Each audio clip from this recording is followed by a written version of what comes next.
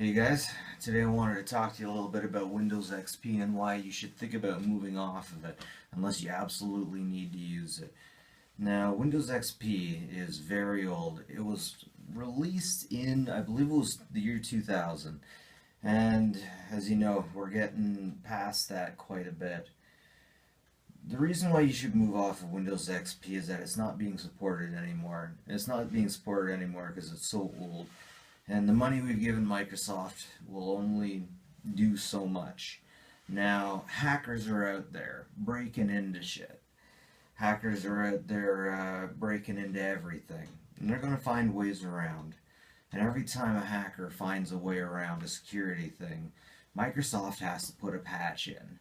And at a certain point, they kind of got to get you to upgrade in order to subsidize them continuing to make these things, continuing to patch them. The problem with XP is that they're not going to give any more patches out. XP and Windows 7 are kind of forward-backwards compatible slightly, and in some ways.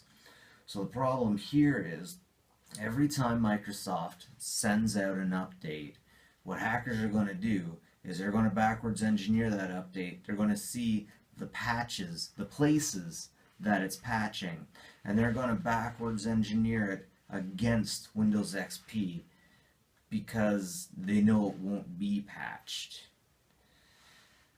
So when they know those attacks that aren't patched on Windows XP but are patched on Windows 7, they're given the roadmap for every update that keeps being given out for Windows 7.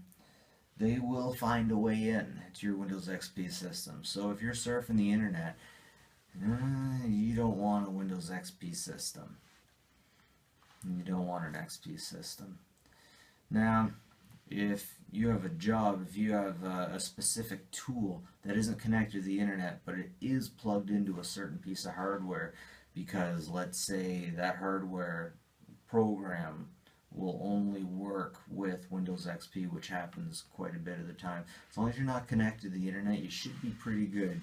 It might be difficult for you to get an antivirus if you don't upgrade the hardware at least, because the system that you use is going to stay the same speed unless you upgrade it, and new programs always get bigger and bigger and bigger, particularly antivirus programs.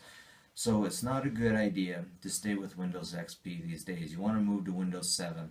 I believe Windows 7 is going to be actively updated and patched by Microsoft until about the year 2020. We got some time between then, of course. So Windows 8 is no longer supported by Microsoft, but Windows 8.1 is supported by Microsoft these days. Hopefully we can forget about that and everyone can eventually move over to Windows 10.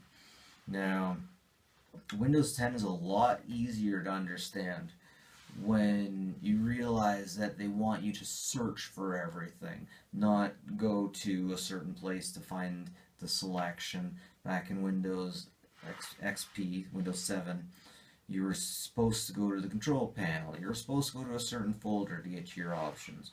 When Windows 8 and 10 came out, they really wanted you to search for something. So the easiest way I can describe it is if you want to be able to see hidden files, normally you would, back in the day, you would have had to go to folder options. But these days, you go to where the run bar is in the start menu, or at least it used to be called the run, but it's now search. So now what you would do is you would type in how to view or view offline, or sorry, view hidden files, and then an option will pop up. If you get that idea, then Windows 10 will be a lot easier for you to understand. So give her a shot. Give her a shot. Get off of Windows XP unless you're totally not connected to anything. If you're in a business and you have Windows XP, you should definitely get off of it. But one thing you should know, and one thing that is really terrifying, is that there are a lot of things that still do have XP in it. Like cash registers, like most ATMs are using XP. So, that's my video, YouTube. Have a good one.